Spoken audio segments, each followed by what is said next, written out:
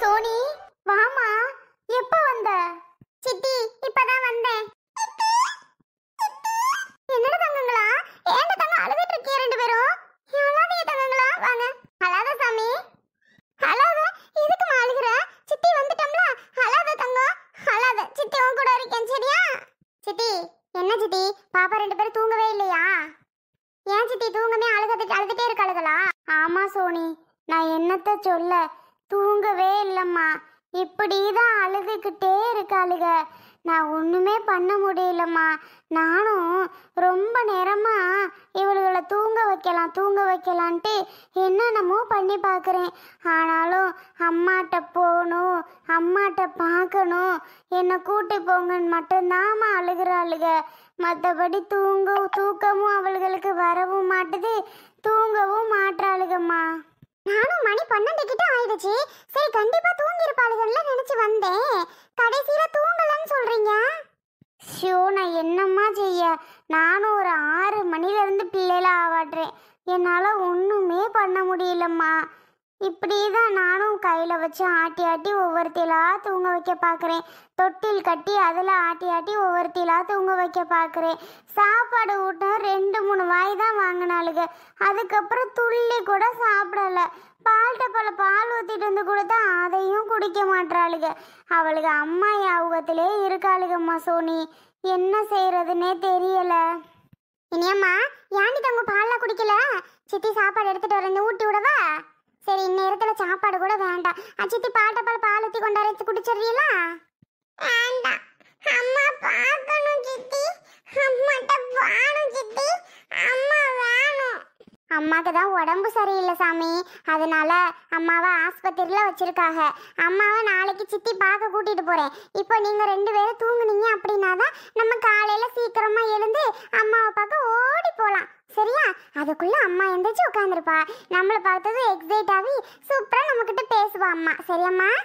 Sony, நீ ஹாஸ்பிட்டல்ல போயிட்டு வந்த? ஆமா சித்தி, நேரா ஹாஸ்பிட்டல் போயிட்டு சத்யாவை பார்க்கலாம் விடலை யாரும். ஐசி வழியா அந்த இது வழியா பார்த்துட்டு அப்படியே வந்துட்டோம். அர்ஜுன் மாமா மட்டும்தான் உள்ள போய் பார்த்தாங்களாம், அவகிட்ட பேசினாங்களாம். ஆனா அவ எந்த ரியாக்ஷனுமே பண்ணலையா சித்தி. ஒரு ரியாக்ஷனுமே இல்லைன்னு சொல்லி ஒரே அழுக மாமா. ரொம்பவே கஷ்டமா இருக்கு பார்க்கறதுக்கு. என்னம்மா வசதி சொல்ற, ஒரே அழுகையா? அட கடவுளே, என் தம்பிக்கு இந்த நிலைமையா? சத்யாவுக்கு அப்படி எப்படிதாம்மா அடிபட்டிருக்கும்? சித்தி, எப்படி சித்தி தேவையில்லாம தலையில கள்ள தூக்கி போட யார் சித்தி வருவா இங்க இருந்து? இங்க அவளுக்குன்னு யார் எதிரியா இருக்குது கள்ள தூக்கி தலையில போட? யாராவது உங்களுக்கு பிடிக்காதவங்க இங்க இருக்காங்களா? பக்கத்துலலாம் அப்படியெல்லாம் யாருமே இல்லை சோனி. எல்லாருமே நல்லா பழகுறவங்க தான். எனக்குன்னு பிடிக்காதவங்க யாருமே கிடையாது. அப்படி கள்ள தூக்கி போடுற அளவுக்கு பிடிக்காதவங்க யாருமே இல்லை சோனி. ஷோ, நினைச்சு பார்க்கவே முடியல சித்தி அக்காவை. ரொம்ப கஷ்டமா இருக்கு. என்னதான் அவ என் கூட சண்டை போட்டாலும் வச்சாலும், ஆனா எப்படி நாங்க பிரியாம இருப்போம் தெரியுமா? உடனே நாங்க 2 பேரும் பேசிடுவோம் சித்தி. ஒரு வாரம் பேசாம இருப்போம், அப்புறம் பிறகு பேசிடுவோம். ஆனா இப்ப பேசாம இருக்காளேன்னு நினைக்கும் போது ரொம்ப கஷ்டமா இருக்கு சித்தி. நானும் எல்லா தெய்வத்தையும் வேண்டிட்டு தாம்மா இருக்கேன் சோனி. தெய்வங்கள் நம்மளை கண்டிப்பா கைவிட்டுறாது, பார்ப்போம். சரி, நான் கிச்சன்ல ஒரு வேலை கூட பார்க்கலம்மா. போட்டது போட்டபடி அப்படி அப்படியே கிடக்கும். அதெல்லாம் எடுத்து ஒதுங்க வச்சுட்டு வாரேன். பிள்ளையில படுக்க வைக்கிறியா? நல்ல வேளை நீயாவது வந்த. இதுக்கு 2 பேரும் அழுதுட்டே என்னால கஷ்டமா போச்சுமா. அம்மாவே சொன்னாங்க உங்ககிட்ட இருக்காளுகளோ என்னமோ நீ போ சோனின்னு. அர்ஜுன் மாமா கெஞ்சின மாதிரி சொன்னாங்க தெரியுமா? அதை கேட்கும் போது எனக்கு அப்படியே உள்ளெல்லாம் நொறுங்கிடுச்சு மனசே. என் பிள்ளைங்களை பார்த்துக்க சோனி அப்படின்னு சொல்லும் போது அவ்வளோ ஒரு கஷ்டமா போச்சு சித்தி. அப்புறம் தான் சரி மாமா அழாதீங்க, நான் கண்டிப்பா போய் பாப்பா 2 பேரும் பார்த்துக்கிறேன் மாமா சொல்லிட்டு வந்தேன். தெரியுமா சித்தி? அப்படியாம்மா சொல்ற? என் தம்பி இப்படி இல்லாம பேசி அழுதான். ஆமா சித்தி, அப்படிதான் அழுதாகுற. எனக்கு நினைக்கும் போது அவ்வளவு கஷ்டமா போச்சு சித்தி. மாமா அழுகாதீங்க, பாப்பா 2 பேரும் நானே பாத்துக்கிறேன் மாமா போய் அப்படின்னு அவர்கிட்ட சொல்லிட்டு வந்தேன் சித்தி. சரிம்மா சோனி, நீ அழுகாம பாப்பா 2 பேரையும் பாரு. நான் எல்லாத்தையும் எடுத்து வச்சுட்டு வாரேன். அம்மா, தம்பியும் ரூம்ல படுத்து இருக்கிறாங்கம்மா. அதுக்கு 2 பேர் அங்க படுத்து தூங்கிருச்சுங்க. நான் இங்க வந்து இதுகளை தனியா தூங்க போடலான்னு வரும்போதுதான் இப்படி தூங்காம இருக்குதுங்க. ஆ சரி சித்தி, நீங்க போங்க. சரிம்மா. இனியா இதெல்லையா வாங்கம்மா, சித்தி மடியில 2 பேரும் படுத்துக்கோங்க. அம்மாவை எப்ப சித்தி பார்க்க போலாம்? அம்மாவை நாளைக்கு காலையில கண்டிப்பா சித்தி உங்களை கூட்டிட்டு போறேன். சரி அம்மா, அம்மாவை எல்லாரும் போய் பார்க்கலாமா? சரி சித்தி. சரி தங்கம், படுத்துக்கோங்க. எப்படி வந்து 2 பிள்ளைங்களை மெயின்டைன் பண்றதோ தெரியல. கடவுள் 2 பிள்ளைங்களை கொடுத்து இப்படி கஷ்டத்தையும் கூடவே கொடுக்கறாரு. பிள்ளைங்க அம்மாவை விட்டு இருக்கவே மாட்டேதுங்க. அழுகாங்க, தூங்குங்க தங்கம். அம்மாக்கு ஒன்றும் ஆகாது. அம்மாவை நாளைக்கு காலையில போய் நம்ம பார்த்துட்டு வந்துடலாம். சின்ன பிள்ளைங்களா இருந்தாலும் அம்மாவை பிரிஞ்சு இருக்கிறது எவ்வளோ கஷ்டம் இல்லை. அதுகளுக்கு தானே நிறைய ஞாபகமே வரும். அதான் அப்படி அழுகுதுங்க. செல்வி, ஏங்க வாங்க. என்ன ஆஸ்பத்திரிக்கு எதுக்கு அவசர அவசரமா என்னைய வர சொல்லிட்டு இப்படி அழுதோடி நிக்கிறா? சோனிக்கு எதுவும் வயிறு வலியா? இல்லைங்க, உங்க போக சத்யாவுக்கு தான் உடம்பு சரியில்லை. என்ன செல்வி உளர்ற? சத்யாவுக்கு உடம்பு சரியில்லையா? ஏன், என்ன பிரச்சனை? அவ சாப்பாடு பிள்ளைகளுக்கு ஊட்டிட்டு வெளியில உட்காந்துருந்தா. அந்த நேரம் பார்த்து யாரோ தலையில கல்ல தூக்கி போட்டு அந்நேரம் விழுந்தவதான். இன்னும் எழுந்திருக்கல. செல்வி விளாடாத. நெசமாவா சொல்ற? என் பிள்ளை சத்யாவுக்கு இப்படி ஒரு நிலைமையா? அட கடவுளே. அட ஆமாங்க, முழிக்கவே இல்லை, மயக்கத்துல இருக்கா. டாக்டர் ஸ்கேனு ஏதாவது எடுக்கணும்னு சொன்னாங்க. எடுக்கிறதுக்கு போனாங்க, இன்னமும் காணும். ஒன்னும் சொல்லல வந்து. ஐயோ, பிள்ளை 2 பேரும் எங்க? பிள்ளை 2 பேரும் வசந்திக்கிட்டே இருக்காங்க.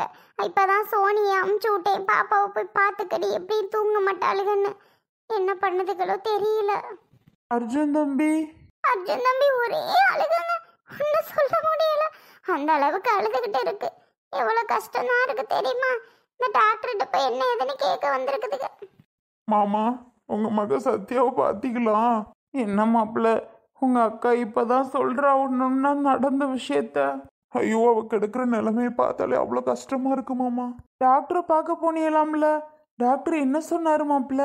டாக்டர் அந்த மேடம் இந்த போங்கப்பா வரேன் வந்து சொல்றேன், நாங்களும் வெயிட் பண்ணிட்டு வந்துட்டோம். இந்த நேரில் வந்து இங்கே வந்து சொல்றேன்னு சொல்லியிருக்காங்க. மாப்பிள்ள, என் பிள்ளைக்கு என்ன செலவானாலும் பரவாயில்ல மாப்பிள்ள, பார்த்து காப்பாற்றி விடுங்க மாப்பிள்ள. மாமா, நீங்க என்ன சொல்றது? என்னோட பொண்டாடி சத்யாவை நான் காப்பாத்தாம அப்புறம் யாரு மாமா காப்பாத்துவா? எவ்வளவு லட்சக்கணக்கு கோடி கணக்கு செலவு வந்தாலும் பரவாயில்ல மாமா. என் சத்யாவை என்னோட சொத்தை வைத்தாவது நான் காப்பாற்றி தான் ஆவேன். மாப்பிள்ள கவலைப்படாதீங்க மாப்பிள்ள, ஒரு பிரச்சனையும் இருக்காது. சின்ன ஒரு பிரச்சனை தான் இருக்கும். அதான் பிள்ளை ஏதோ மயக்கத்திலே கிடப்பா போல, ஒன்றும் இருக்காது. நீங்கள் ஒன்றும் பயப்படாதீயா. அந்த தைரியத்தில் தான் மாமா கொஞ்சம் நேரம் இருந்தாலும் சில நேரம் ஐயோ எதுவும் ஆகிடுமோ என்னமோன்னு ஒரு பயம் உண்டாகிறது. நான் தான் சொல்கிறேனே, ஒன்றும் பயப்படாதீங்கன்னு. ஆ சரிங்க மாமா. மிஸ்டர் அர்ஜுன் தம்பி, டாக்டர் கூப்பிடுறாங்க. மேடம் சொல்லுங்கள் madam. Scan report, x-ray report இதுலலாம் என்ன ப்ராப்ளம் இருக்கும் மேடம்? இந்த விஷயத்தை உங்ககிட்ட நான் எப்படி சொல்லுவேன்னு தெரில. மூளை நரம்பு கட்டான மாதிரி இருக்கு. ஸ்கேனில் கொஞ்சம் இன்னைக்கு ஒரு 1 ஹவரில் ஆப்ரேஷன் பண்ணணும். பண்ணியே ஆக வேண்டிய சூழ்நிலை வந்துருச்சு.